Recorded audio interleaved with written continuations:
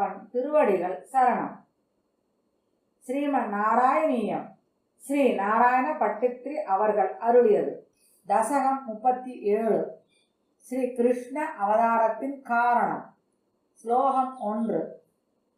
Sandra நந்ததனு Hare நனு புரா தைவாசுரே சங்கரே த்வத் கிருத்த அபிகர்மசேஷ வசதோ ஏ தேன ஆதா கதிம் தேசாம் பூதல ஜன்மனா திதி புவாம் பாரேண துரார்த்திதா பூமி பிராப விருஞ்ச மாச்சித பதம் தேவை குறைவாக தைக. பொருள்: ஆனந்தமே வடிவமாக நிற்பவனே குருவாயூரப்பா,